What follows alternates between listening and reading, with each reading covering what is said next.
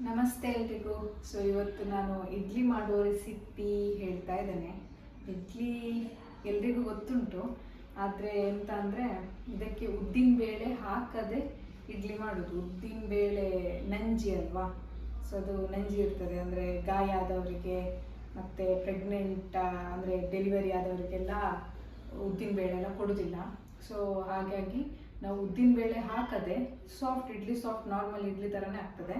But ಉದ್ದಿನಬೇಳೆ ಹಾಕದೆ ಹೇಗೆ ಮಾಡೋದು ಅಂತ ನಾನು ಹೇಳ್ತೇನೆ. ಸೊ ಇವತ್ತು ನಾನು ಈ ಲೋಟದಲ್ಲಿ 3 ಲೋಟ ಅಕ್ಕಿ ತಗೋತಾ ಇದ್ದೇನೆ. ಇದರಲ್ಲಿ 1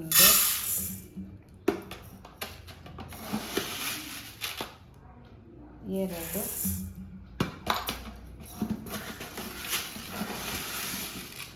ಇದರಲ್ಲಿ 3 ಲೋಟ ಅಕ್ಕಿ ಉಂಟು. ಆಲ್ಮೋಸ್ಟ್ ಸೇರಲ್ಲಿ ಅಂದರೆ 1 ಸೇರು ಫುಲ್ ಆಗಲಿಕ್ಕಿಲ್ಲ, 1/4 ಸೇರು ಆ ಥರ ಆಗ್ಬೋದು. ಮತ್ತು ಇದು ಉದ್ದಿನ ಬೇಳೆ ಅಲ್ಲ, ಇದು ಹೆಸರು ಬೇಳೆ. ಇದರದ್ದು ಕಲರ್ ನೋಡ್ಬೋದು ನೀವು, ಸ್ವಲ್ಪ ಎಲ್ಲೋ ಇದೆ. ಸೊ ಇದು ಹೆಸರು ಬೇಳೆ, ಇದು ನಂಜಿ ಅಲ್ಲ, ನಂಜು ಇಲ್ಲ ಇದರಲ್ಲಿ. ಉದ್ದಿನ ಬೇಳೆ ಅಂದರೆ ಅದು ಸ್ವಲ್ಪ ನಂಜಿರ್ತದೆ. ಸೊ ಇದು ನಾನು 1 ಮುಷ್ಟಿ ಆಗುವಷ್ಟು, 3 ಲೋಟ ಅಕ್ಕಿಗೆ 1 ಮುಷ್ಟಿ ಆಗುವಷ್ಟು ಹಾಕ್ತಾ ಇದ್ದೇನೆ. ಮತ್ತು ಇಲ್ಲಿ ಇನ್ನೊಂದು ಮೇಯ್ನ್ ಏನಂದರೆ ಇದು ಸಾಗು, ಅದು ಪಾಯಸಕ್ಕೆಲ್ಲ ಹಾಕ್ತಾರೆ, ಈ ವೈಟ್ ಕಲರದ್ದು. ಸೊ ಇದನ್ನು ಕೂಡ ಅಷ್ಟೇ, ಅಕ್ಕಿ ಮತ್ತು ಇದು ಹೆಸರುಬೇಳೆ ಮತ್ತು ಇದು ಕೂಡ ಅಷ್ಟೇ 1 ಮುಷ್ಟಿ ಆಗುವಷ್ಟು ಇಷ್ಟನ್ನು ಹಾಕ್ತಾಯಿದ್ದಾನೆ. ಇದು 3 ಕೂಡ ನೆನೆಸಿಡಬೇಕು. ಇದಕ್ಕೆ ಸ್ವಲ್ಪ ನೀರು ಹಾಕಿ ಇದನ್ನು ನೆನೆಸಿ, ಈಗೆಷ್ಟು 12 ಗಂಟೆ ಆಗಿದೆ ಮಧ್ಯಾಹ್ನ. ಸೊ ಇದನ್ನೊಂದು ಸಂಜೆ ಗ್ರೈಂಡ್ ಮಾಡೋದಂದರೆ 6 ಗಂಟೆ ಆದರೂ ನೆನೆಸಿ ಇಡಬೇಕು. ಸೊ ಇದನ್ನು ಈಗ ನೆನೆಸಿ ಇದಕ್ಕೆ ಇನ್ನೂ ಕೂಡ ಕೆಲವು ಹಾಕ್ಲಿಕ್ಕೆ ಉಂಟು, ಅದನ್ನು ನಾನು ಗ್ರೈಂಡ್ ಮಾಡುವಾಗ ನಿಮ್ಗೆ ಹೇಳ್ತೇನೆ. ಈಗ ಈ 3 ಇಂಗ್ರೀಡಿಯೆಂಟ್ಸನ್ನು ನಾನು ನೆನೆಸಿಡ್ತಾ ಇದ್ದೇನೆ. ಓಕೆನಾ?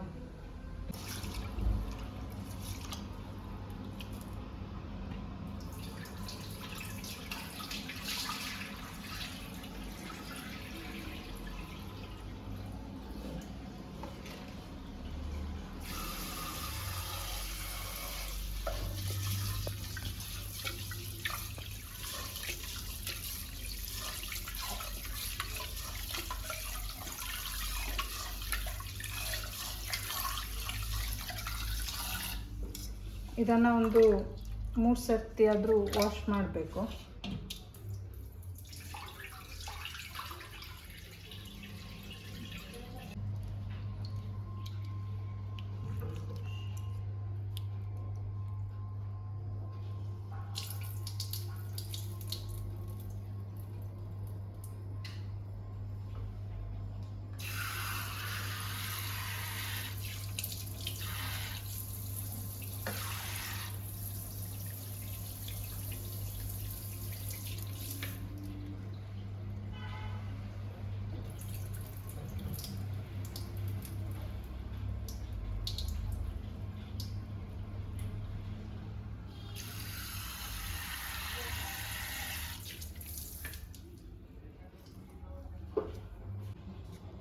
ಓಕೆ, ಈಗ ಎಲ್ಲದಕ್ಕೂ ನೀರು ಹಾಕಿಟ್ಟಿದ್ದೇನೆ, ಇದು ನೆನೆಸಿಟ್ಟಿದ್ದೇನೆ.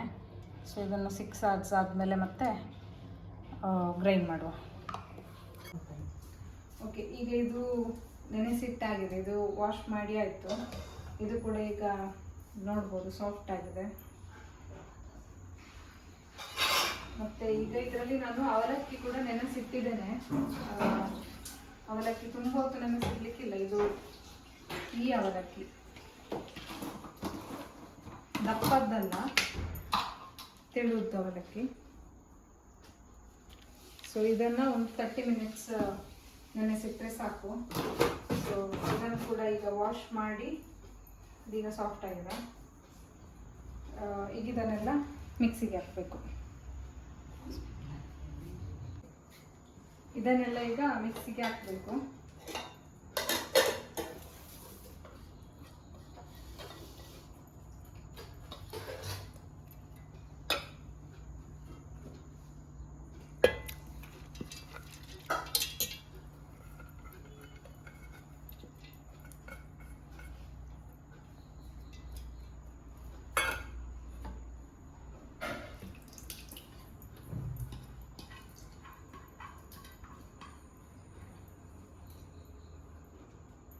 ಇನ್ನೊಂದು ಇಂಗ್ರೀಡಿಯೆಂಟ್ ಉಂಟು, ಅಂದರೆ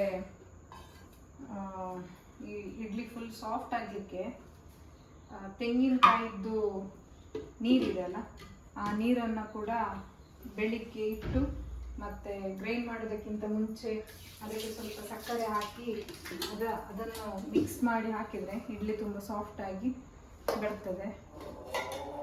ಆ ತೆಂಗಿನಕಾಯಿದ್ದು ನೀರು ಹಾಕಿದರೆ ಸೋಡಾದ್ದು ಹುಡಿ ಹಾಕಬೇಕು ಅಂತಿಲ್ಲ, ಇಲ್ಲಾಂದರೆ ಸೋಡಾ ಹುಡಿ ಹಾಕಬೇಕು. ಈಗ ನಾನು ತೆಂಗಿನಕಾಯಿದ್ದು ನೀರು ಇಡಲಿಕ್ಕೆ ಮರ್ತು ಹೋಗಿದೆ. ಸೊ ಇದೆಲ್ಲ ನಾಳೆ ಇಡ್ಲಿ ಮಾಡೋದಕ್ಕಿಂತ ಅರ್ಧ ಗಂಟೆ ಮುಂಚೆ ಸೋಡಾ ಹುಡಿ ಹಾಕಿ ಉಪ್ಪು ಹಾಕಿ ಮತ್ತೆ ಇಡ್ಲಿ ಮಾಡೋದು. ಇಡ್ಲಿ ಪಾತ್ರೆಗೆ ಸ್ವಲ್ಪ ನೀರು ಹಾಕ್ತಾ ಇದ್ದೇನೆ. ಇದನ್ನು ಬಿಸಿ ಆಗಲಿಕ್ಕೆ ಇಡುವ.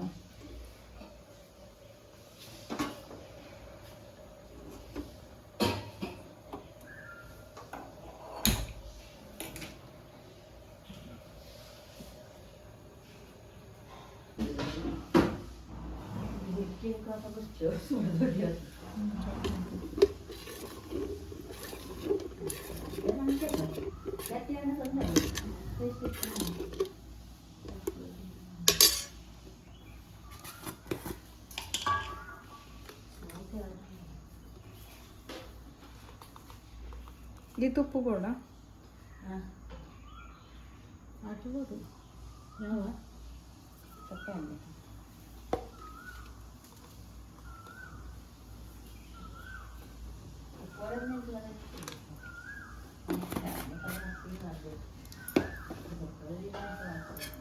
ಇದೀಗ ನೆಕ್ಸ್ಟ್ ಡೇ ಮಾರ್ನಿಂಗ್ ಇದಕ್ಕೆ ಉಪ್ಪು ಹಾಕಿ ಕರಡಿಸ್ತಾ ಇದ್ದೇನೆ.